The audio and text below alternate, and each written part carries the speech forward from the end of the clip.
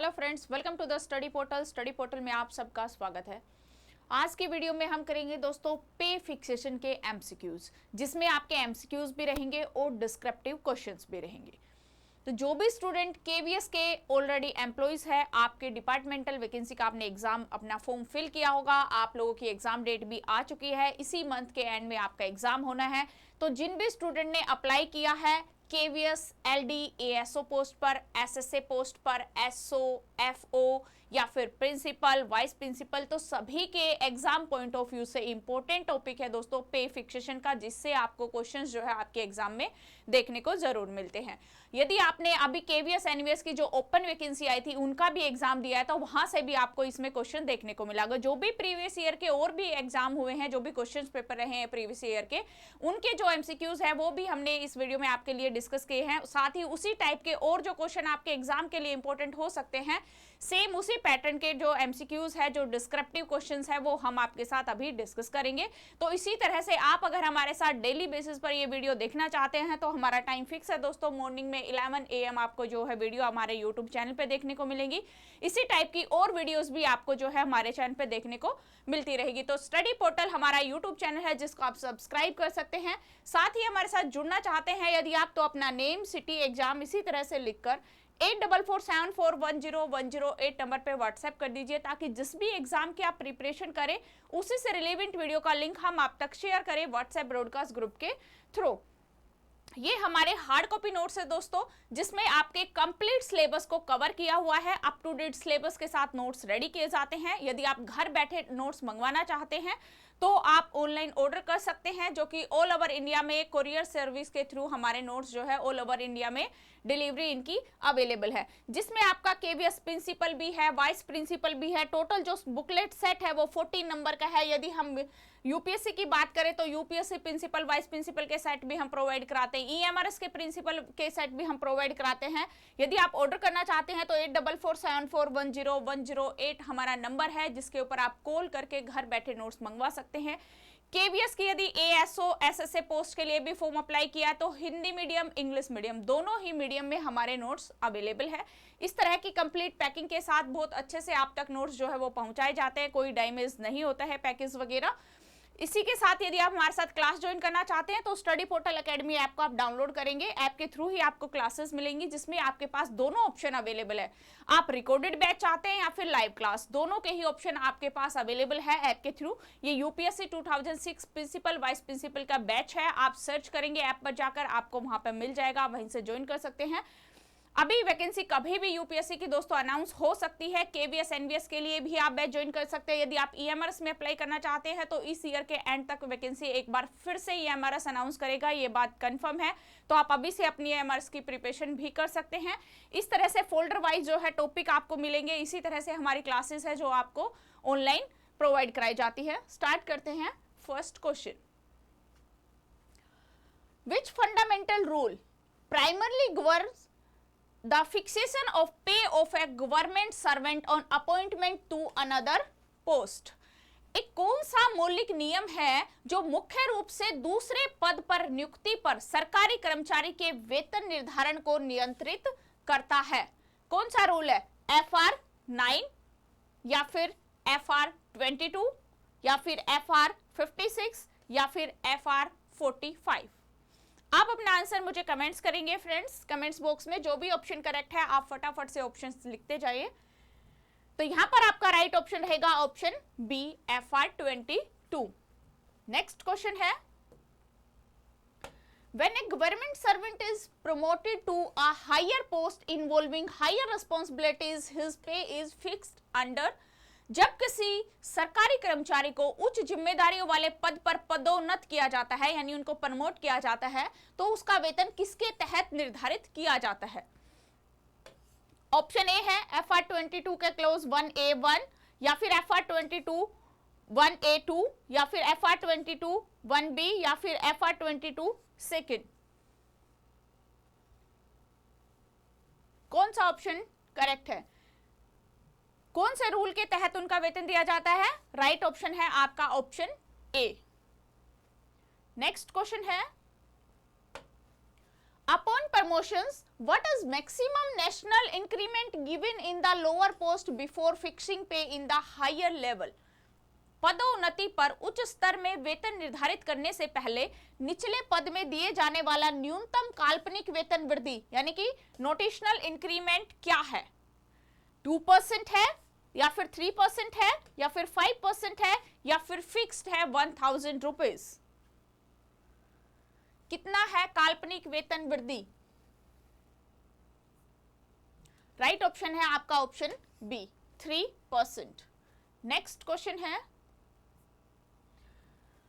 The option for pay fixation from the date of next increment must be exercise with in.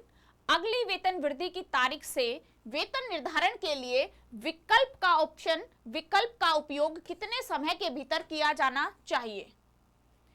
Option A है 15 days, B 1 month, सी 3 months या फिर D 6 months.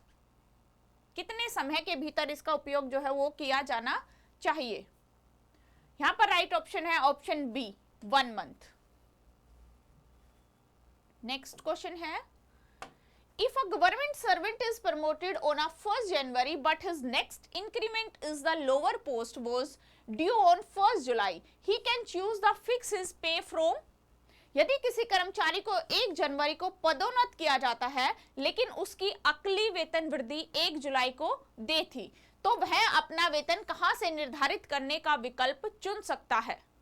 Option A है 1st जनवरी only यानी कि 1 तारीख से ही, या फिर 1st जुलाई ओनली, या फिर either from the date of promotion और the date of the next increment, या फिर लास्ट ऑप्शन है 1st अप्रैल। कौन सा ऑप्शन करेक्ट है? यहां पर आपका राइट ऑप्शन है option C, either from the date of promotion और the date of next increment. Next question है what happens to the pay fixation if a person is promoted to a post which does not involve higher responsibility। यदि किसी व्यक्ति को ऐसे पद पर पदोन्नत किया जाता है जिससे कि उच्च जिम्मेदारियां जिसके अंदर शामिल नहीं है, तो उसका वेतन निर्धारण क्या होगा? ऑप्शन ए है नो चेंज इन पे, या फिर B pay is fixed under FR 22 clause 1A2, या फिर 2 इंक्रीमेंट्स आर गिवन, या फिर he gets a 10% bonus.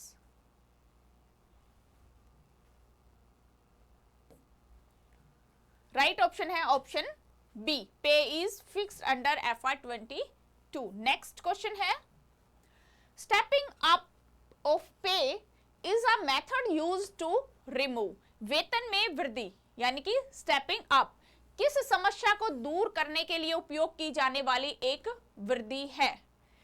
Option A पे अनोमली यानी कि senior getting less pay than junior, या फिर ओवर पेमेंट, या फिर इनकम टैक्स, या फिर रिकवरी ऑफ ड्यूज। वेतन में वृद्धि किस प्रकार की समस्या का की जाने वाली विधि है? वो राइट ऑप्शन है आपका ऑप्शन ए पे अनोमली यानी कि senior getting less pay than junior. A option यहां पर करेक्ट है। नेक्स्ट क्वेश्चन है for stepping up of pay which of the following conditions must be meet. वेतन के स्टेपिंग अप के लिए निम्नलिखित में से कौन सी शर्त पूरी होनी चाहिए? ए ऑप्शन है junior senior must belong to the same cadre, या फिर the post must be identicals, या फिर the anomaly must be directly due to fixations rules, या फिर ऑल ऑफ द अबव। क्या है वेतन के स्टेपिंग अप के लिए इनमें से कौन सी शर्त है जो पूरी होनी चाहिए? 4 ऑप्शन है जिसमें आपका राइट है ऑप्शन डी यानी ऑल ऑफ द अबाउ। तीनों ऑप्शन जो है ये पूरे होने चाहिए। नेक्स्ट क्वेश्चन है when a government servant is demoted to a lower post as a measure of penalty his pay is fixed by. जब किसी सरकारी कर्मचारी को दंड के रूप में निचले पद पर पदान्नत किया जाता है यानी कि डिमोट किया जाता है, तो उसका वेतन किसके द्वारा निर्धारित किया जाता है? ए एम्प्लॉय हिमसेल्फ, या फिर डिसिप्लिनरी अथॉरिटी, या फिर ए बैंक, या फिर FR 22 ऑलवेज। कौन सा नियम है जब किसी को डिमोट कर दिया जाता है, किसी भी गवर्नमेंट एम्प्लॉइज को, तो उसकी जो वेतन होता है वो किसके द्वारा निर्धारित किया जाता है? तो राइट ऑप्शन है दोस्तों option B, disciplinary authority. Next है, in the 7th CPC pay matrix level have replace the old. 7वें वेतन आयोग के पे मैट्रिक्स में लेवल्स ने पुरानों को किसको प्रतिस्थापित किया? ऑप्शन ए है designations, grade pay, basic pay only या फिर HRA।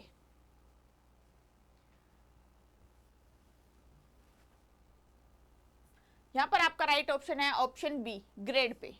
7th CPC मैट्रिक्स में लेवल ने जो है वो ग्रेड पे को रिप्लेस किया।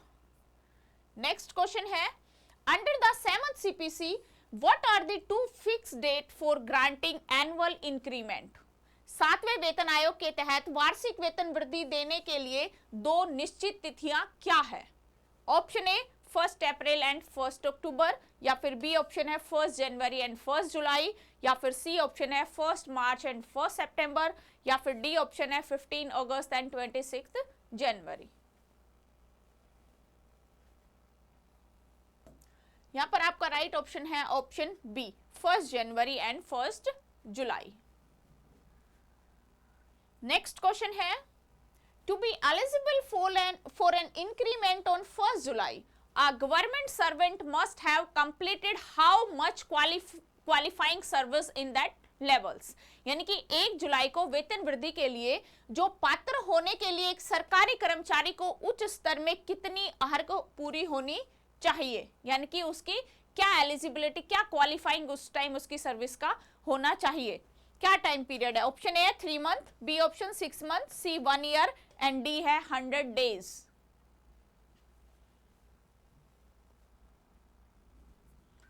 तो यहां पे राइट ऑप्शन है बी, यानी कि 6 मंथ जो है उसकी सेवा पूरी होनी चाहिए। नेक्स्ट क्वेश्चन है, if an employ is promoted on 2 January when will they get their first increment in the promoted level? यदि किसी कर्मचारी को 2 जनवरी को पदोन्नत किया जाता है तो उसे अपने पदोन्नति यानी कि प्रमोटेड के स्तर का पहला वेतन वृद्धि कब से मिलेगा? 1 जुलाई ऑन द सेम ईयर, या फिर 1 January of the next year, या फिर आफ्टर 1 ईयर एग्जैक्टली, या फिर इमीडिएटली? कौन सा ऑप्शन करेक्ट है? जैसे कि वेतन वृद्धि का जो बताया 1 जनवरी से, अगर उसको 2 जनवरी को प्रमोट किया जाता है तो उसकी जो फर्स्ट अपग्रेडेड वेतन वृद्धि के साथ यानी कि प्रमोटेड जो सैलरी आएगी वो उसकी आएगी 1 January on the next year. B option correct.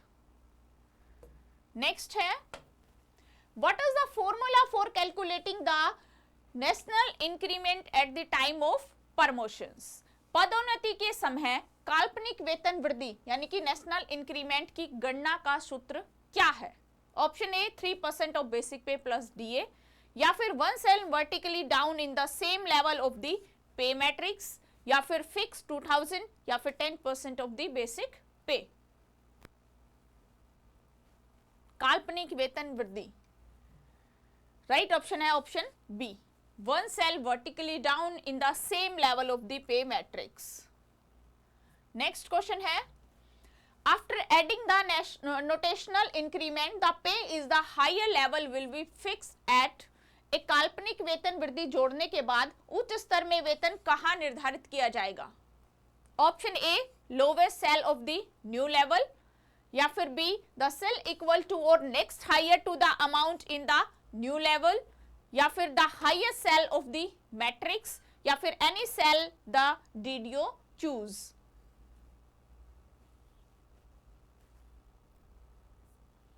यहां पर आपका राइट ऑप्शन है option B, the cell equal to next higher to the amount in the new level. Next question है, पर्सनल पे is granted to a government servant to. सरकारी कर्मचारियों को व्यक्तिगत वेतन क्यों दिया जाता है? ऑप्शन ए है रिवॉर्ड गुड वर्क, या फिर protect from a loss of pay due to revisions और टेक्निकल रीजंस, या फिर पे ऑफ पर्सनल एक्सपेंसेस, या फिर रिप्लेस डीए। कौन सा ऑप्शन करेक्ट है? पर्सनल पे क्यों दिया जाता है सरकारी कर्मचारी को? राइट ऑप्शन है B, protect from a loss of pay due to revision और टेक्निकल रीजन। नेक्स्ट क्वेश्चन है, when pay is fixed on direct recruitment it is fixed at, सीधी भर्ती पर वेतन कहां निर्धारित किया जाता है? The last pay drawn in previous job, या फिर मिनिमम ऑफ द लेवल, या फिर any cell in the level, या फिर लेवल 1 ऑलवेज। कौन सा ऑप्शन करेक्ट है? डायरेक्ट रिक्रूटमेंट, सीधी भर्ती, the minimum of the pay level, B option आपका करेक्ट है।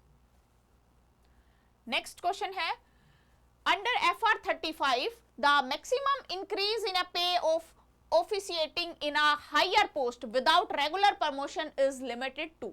FR 35 के तहत उच्च पद पर स्थापन रूप से कार्य करने के लिए वेतन में अधिकतम वृद्धि जो नियमित पदोन्नति है उसके बिना सीमित है। कितनी सीमित है?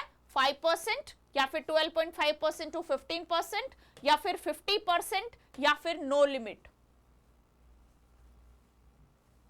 कौन सा ऑप्शन करेक्ट है? राइट ऑप्शन है B, 12.5% to 15%।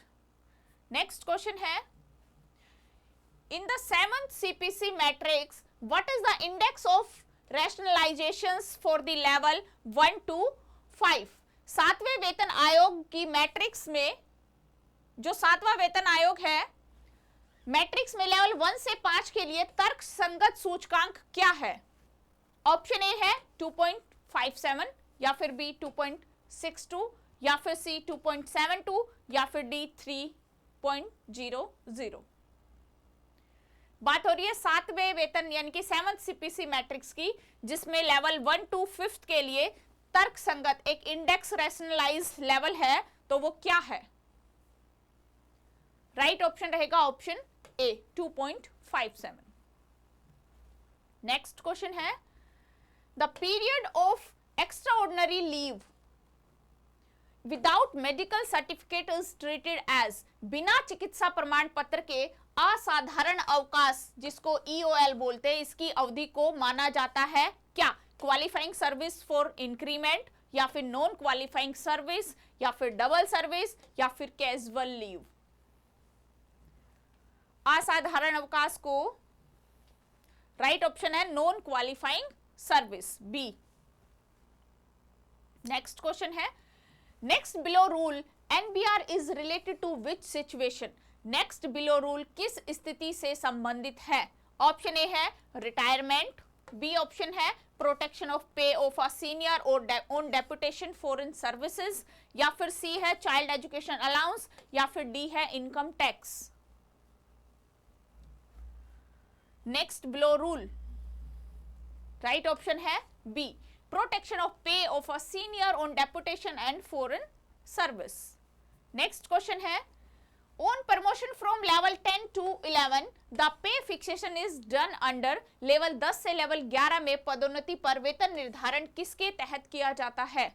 Option A FR 22 1A1, FR 22 1A2, FR 13 CCS RP rules 2016, या फिर both A and C. Comments करिए कौन सा ऑप्शन करेक्ट है। राइट ऑप्शन है यहां पर D, both A and C. Next question है, if an employee opt for fixation from the date of the next increment they get. यदि कोई कर्मचारी अगली वेतन वृद्धि की तारीख से निर्धारण का विकल्प चुनता है तो उन्हें मिलता है क्या? ऑप्शन ए ओनली 1 इंक्रीमेंट, या फिर 2 इंक्रीमेंट ऑन द DNI यानी कि 1 एनुअल प्लस 1 नेशनल नोटेशनल, या फिर नो इंक्रीमेंट फॉर 1 ईयर, या फिर बोनस। कौन सा ऑप्शन करेक्ट है? यदि कोई कर्मचारी अगली वेतन वृद्धि की तारीख से निर्धारण का विकल्प चुनता है तो उसको 2 इंक्रीमेंट ऑन DNI मिलते हैं, जिसमें 1 annual plus 1 notational, B option correct. Next question है, what is the date of increment for an employee who was in EOL without medical certificate for a 2 month between January and June? एक कर्मचारी के लिए वेतन वृद्धि की तारीख क्या है जो जनवरी और जून के बीच 2 महीने के लिए EOL है यानी कि बिना मेडिकल सर्टिफिकेट पर था? तो क्या है? Option A 1 July, B 1 September, C 1 January next year, या फिर D first remains 1 July if they have 6 months of other qualifying services in the 12-month cycle. कौन सा ऑप्शन करेक्ट है? राइट ऑप्शन है आपका D, it remains 1 July if they have 6 months of other qualifying service in other 12-month cycle. Next है without rule defines basic पे। कौन सा नियम है जो मूल वेतन यानी कि बेसिक पे को परिभाषित करता है? ऑप्शन ए है FR 921, बी FR 97, सी FR 22 या फिर D SR 2। Which rule defines basic pay? Option A is the correct, F 921. Next question है when a government servant is appointed to a post involving lower responsibility on their own request, their pay is fixed at। जब किसी सरकारी कर्मचारी को उनके स्वयं के अनुरोध पर कम जिम्मेदारी वाले पद पर नियुक्त किया जाता है तो उनका वेतन निर्धारण किया जाता है। Option A minimum of the lower post, या फिर B at the stage equal to the pay in the higher post और maximum of the lower post, या फिर डबल द पे, या फिर जीरो।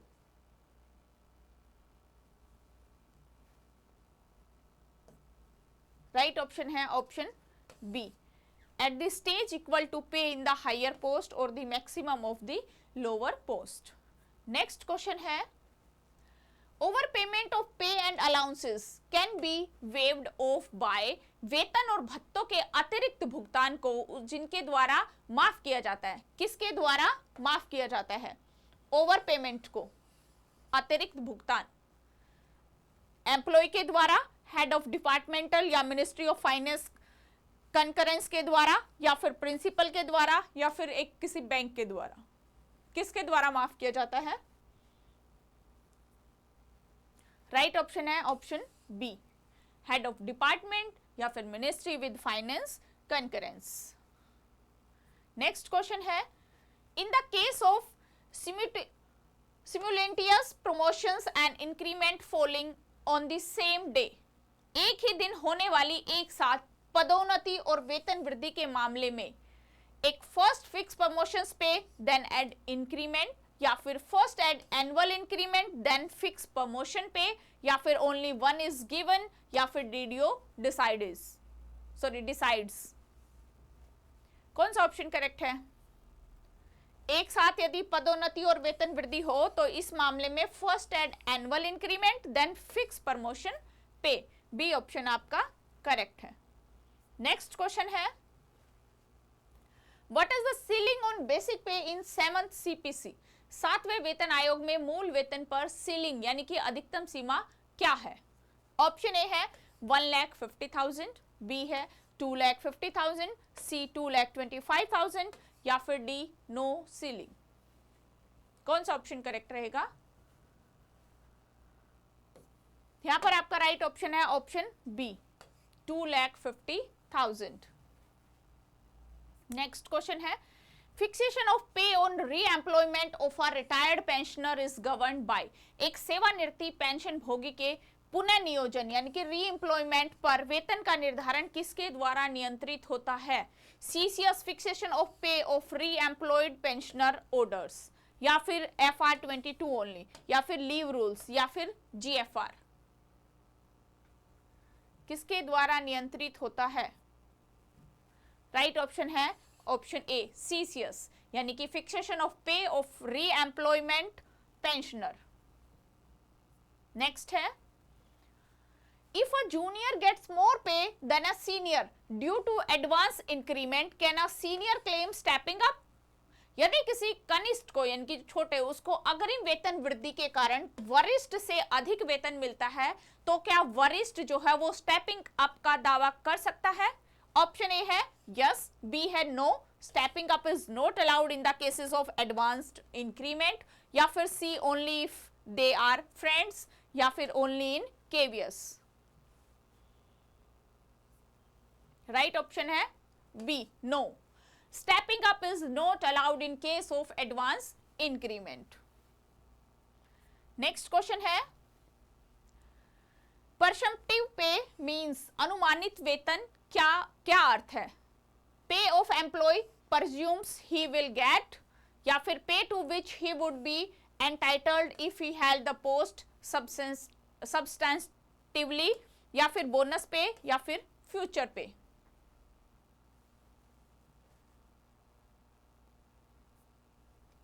राइट ऑप्शन है आपका option B, pay to which he would be entitled if he held the post substantively। B option correct. Next question है, if an increment is withheld as a penalty it leads to, यदि दंड के रूप में वेतन वृद्धि रोक दी जाती है तो इससे होता है option A postponement of the date of increment, या फिर रिडक्शंस इन रैंक, या फिर टर्मिनेशन, या फिर नो इफेक्ट्स, कोई इफेक्ट नहीं पड़ता। कमेंट्स करिए। राइट ऑप्शन है option A postponement of the date of increment, A option correct. Next question है, the 7th CPC pay fixation for existing employees in 2016 was done by multiplying basic pay by a factor of. 2016 में मौजूदा कर्मचारियों के लिए 7वें वेतन आयोग का वेतन निर्धारण मूल वेतन को किस कारक के गुणा करके दिया जाता है? ऑप्शन ए 2.25, बी 2.57, सी 3.00, या फिर डी 1.86। राइट ऑप्शन है ऑप्शन बी। नेक्स्ट क्वेश्चन है, is stagnation increment applicable in the 7th CPC pay matrix? 7वें वेतन आयोग में पे मैट्रिक्स में ठहराव वेतन वृद्धि स्टैग्नेशन इंक्रीमेंट लागू है? Yes, no, only group C, या फिर ओनली इन स्कूल? किस पर लागू है ये ठहराव वेतन वृद्धि यानी स्टैग्नेशन इंक्रीमेंट? राइट ऑप्शन है नो, बी ऑप्शन राइट है, किसी पर नहीं है। नेक्स्ट क्वेश्चन है, सब्सटेंटेटिव पे इज डिफाइंड, मूल वेतन किसे परिभाषित करता है? FR 9, 21, या फिर SR 2, FR 22, या फिर GFR? सब्सटेंटिव पे किसको परिभाषित करता है? किस में परिभाषित है? जो मूल वेतन है सब्सटेंटिव पे वो किस में परिभाषित है?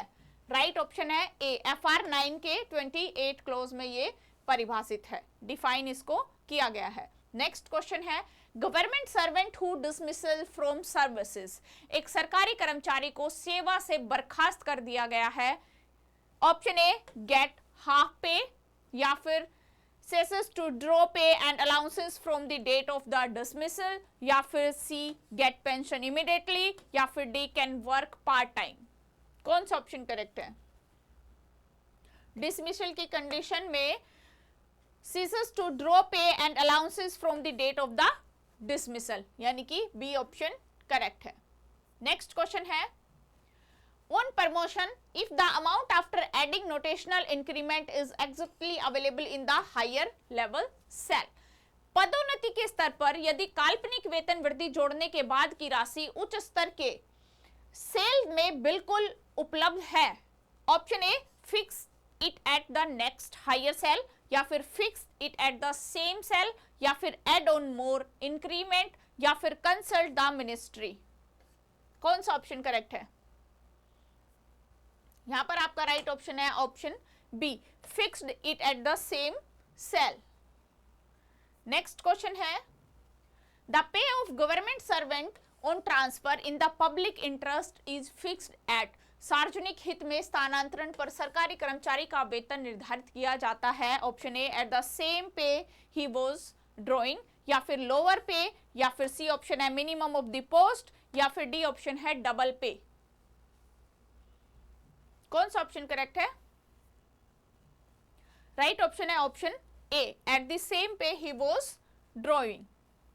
नेक्स्ट क्वेश्चन है, honorarium is a payment for, मानदेय किसके लिए भुगतान है? एक रेगुलर वर्क या फिर ओकेजनल वर्क ऑफ इंटरमिटेंट और स्पेशल कैरेक्टर्स, या फिर ट्रैवल एक्सपेंसेस, या फिर ओवरटाइम।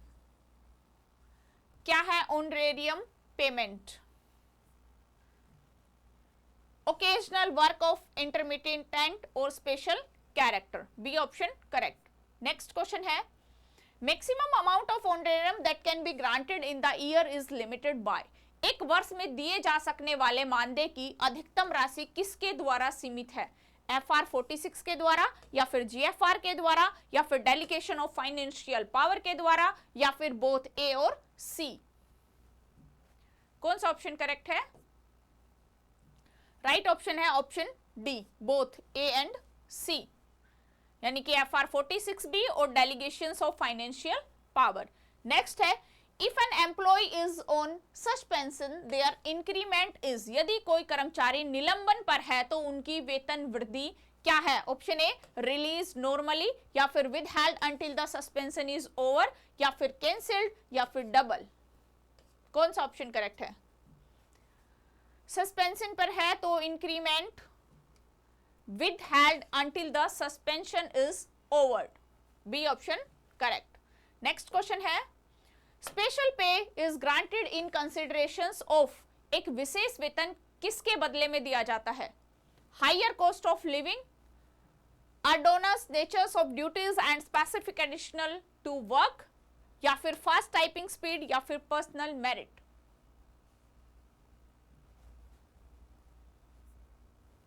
राइट ऑप्शन है आपका ऑप्शन बी। नेक्स्ट क्वेश्चन है, when a government servant is reinstated after suspension their pay is regulate under, यदि निलंबन के बाद जब किसी सरकारी कर्मचारी को बहाल किया जाता है, रेनस्टेट किया जाता है, तो उसके वेतन को किसके तहत विनियमित किया जाता है? FR 54 के अकॉर्डिंग, या फिर FR 22, या फिर FR 17 के अकॉर्डिंग, या फिर SR 10 के अकॉर्डिंग?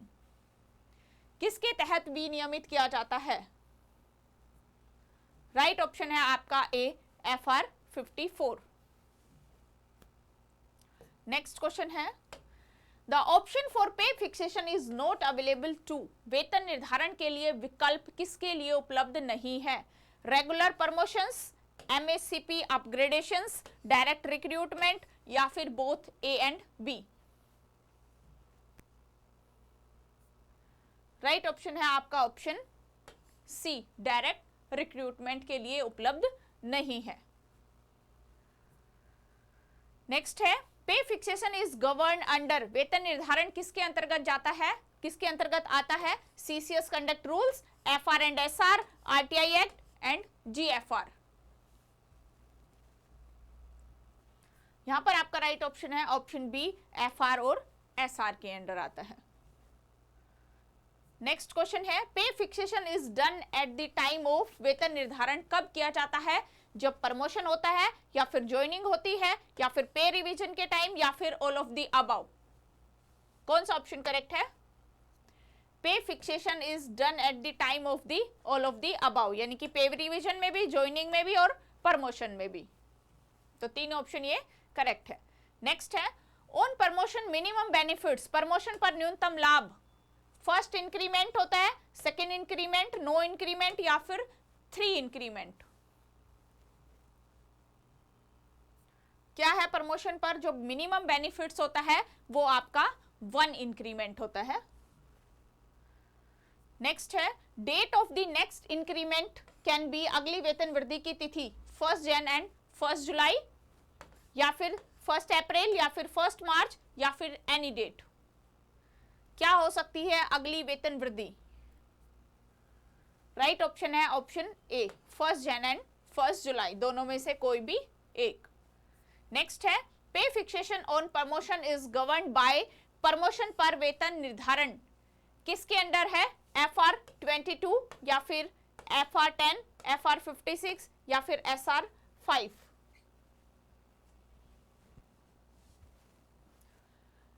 प्रमोशन पर वेतन निर्धारण FR 22, ए ऑप्शन करेक्ट। तो ये थे हमारे ऑब्जेक्टिव। अब हम डिस्क्रिप्टिव क्वेश्चंस, यानी कि ऑब्जेक्टिव के वो टाइप्स, अब डिस्क्रिप्टिव में किस टाइप के क्वेश्चंस जो है वो आपसे पूछे जा सकते हैं। तो फर्स्ट जो क्वेश्चन रहेगा डिस्क्रिप्टिव का, एक्सप्लेन द प्रोसीजर ऑफ पे fixation under FR 22 1A1 use the numerical explain. इस रूल के तहत एक वेतन निर्धारण की प्रक्रिया को समझाइए जब एक संख्यात्मक उदाहरण का उपयोग करें। ये आपका क्वेश्चन है, इस टाइप के क्वेश्चंस आपको प्रिपेयर करने हैं, एक्सप्लेन करना है। अगर आपको कोई क्वेश्चन समझ में नहीं आता है, कोई प्रॉब्लम है, आप हमें कमेंट्स कर सकते हैं। What is option for the pay fixation? Explain the pros and the cons of the choosing the date of the next increment for fixations. वेतन निर्धारण के लिए विकल्प क्या है? निर्धारण के लिए अगली वेतन वृद्धि की तारीख चुनने के पक्ष और विपक्ष की व्याख्या करें। टाइप ऑफ क्वेश्चंस है, आपको प्रिपेयर करने हैं इसी तरह से questions. Under what conditions can a senior government servant claim stepping up of the pay as per his junior? किन परिस्थितियों में एक वरिष्ठ सरकारी कर्मचारी अपने कनिष्ठ के बराबर वेतन के स्टेपिंग अप का दावा कर सकता है? नेक्स्ट है, what is the date of next increment, explain its signification.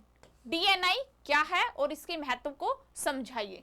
Explain पे matrix system under 7th CPC, 7वें वेतन आयोग का पे मैट्रिक्स समझाइए।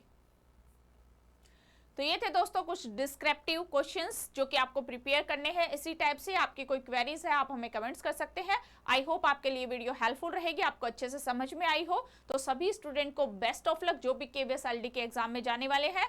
तो आप सभी को बेस्ट ऑफ लक। आज की वीडियो में इतना ही, थैंक यू।